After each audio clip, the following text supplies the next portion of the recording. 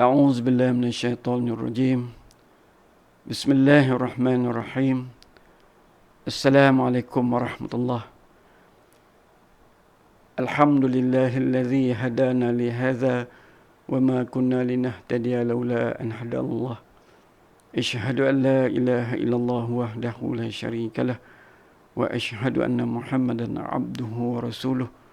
رب اشرح لي صدري ويسر لي أمري واحلل عقدة من لساني يفقهوا قولي. لا حول ولا قوة إلا بالله العلي العظيم. Alhamdulillah. Pertama-tamanya marilah kita merafakkan syukur kita kepada Allah SWT kerana masih lagi diberikan peluang untuk hidup, untuk beribadat kepada Allah SWT, dan Allah telah pilih kita juga untuk bersama-sama melalui tamrin Ramadan, proses intensif untuk membangunkan takwa dan iman kita dan untuk membangunkan pribadi muttaqin yang Allah kendaki, insyaAllah. Jadi pada siri ini kita akan melihat makna dan hakikat takwa yang sebenarnya, insyaAllah.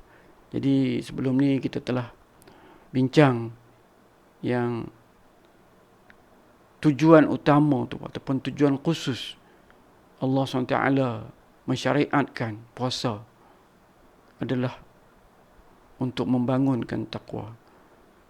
Tetapi dalam Ramadan ini ada banyak lagi aktiviti-aktiviti ataupun proses pembinaan iman yang Allah telah tetapkan. Allah yang Maha Mengetahui telah menetapkan proses-proses yang membantu kita untuk membina keimanan kita selain daripada berpuasa. Jadi tidaklah kita hanya mengatakan proses membina takwa ini, membangunkan pribadi muttaqin ini hanya melalui puasa saja, tapi puasa adalah proses utama yang telah Allah tetapkan untuk kita lalui untuk membangunkan iman dan takwa kita, insyaAllah.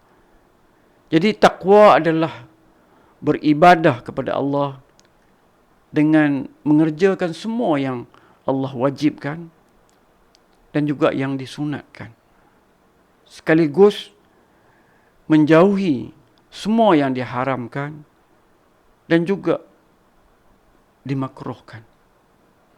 Itu antara definisi takwa. Semua ini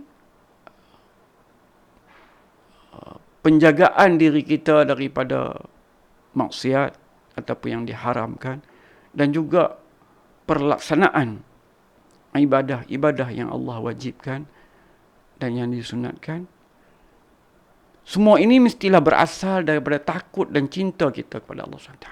Bukan sebab lain, tidak ada tujuan-tujuan lain kita laksanakannya.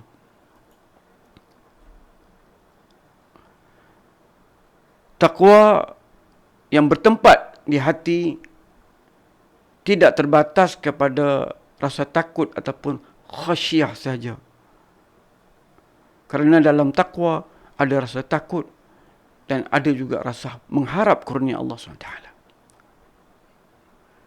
Takwa menghimpunkan dalam hati rasa takut, khasyah, mengagungkan, memuliakan, dan merasakan diri ini sentiasa dalam pengawasan Allah SWT, muraqabatullah, sekaligus mengharapkan kurnia di sisi Allah Subhanahu Wa Taala. Syekh Qutb telah menjelaskan di dalam Fizilal Quran, inilah dia bekalan, iaitu bekalan persediaan dan kelengkapan di perjalanan. Bekalan ketakwaan yang menghidup, membangkitkan dan menyedarkan hati, dan membuahkan di dalamnya setinggi-tinggi kesedaran, kewaspadaan dan berhati-hati. Menyediakan baginya sinar cahaya petunjuk yang menyingkap segala rintangan ujian di liku-liku perjalanan yang sejauh mata memandang. Cahaya petunjuk ini merupakan cahaya yang tidak dikelami dengan sebarang syubhat ataupun kesamaran, serta mendindingi pemikiran yang sempurna dan benar. Ketakwaan adalah merupakan satu hasil yang jitu, serta buah yang semula jadi bagi perasaan yang dilimpahi dengan keimanan yang mendalam, yang menghubungi dengan muraqabah kepada Allah SWT, yakni satu perasaan rasa takut, rasa gerun akan kemurkaan dan seksa Allah, dan rasa setiap ketika kita tidak terlepas daripada perhatian dan juga pengawasan Allah Subhanahu Wa Taala. Dan di masa yang sama ada keinginan serta kesungguhan, ataupun disebut juga ketamakan. Ini istilah tamak yang baik. Tamak kepada keampunan dan kurnia pahala Allah SWT. Kita hanya sangat-sangat berhajat, tidak rasa cukup-cukup. Itu makna tamak diri. Tamak kepada keampunan Allah dan kurniaan pahala Allah SWT.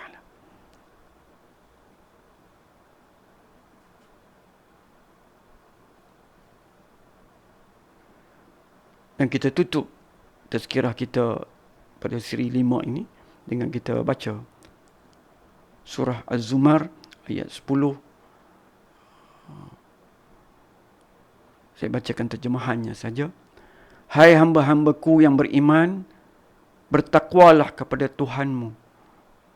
Orang-orang yang berbuat baik di dunia ini memperoleh kebaikan, dan bumi Allah itu adalah luas.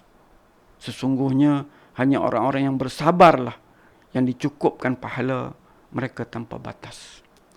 Jadi itu yang nak saya kongsikan pada siri yang ini. Siri ini insya-Allah kita akan sambung lagi insya-Allah. Wallahu a'lam. Assalamualaikum warahmatullahi wabarakatuh.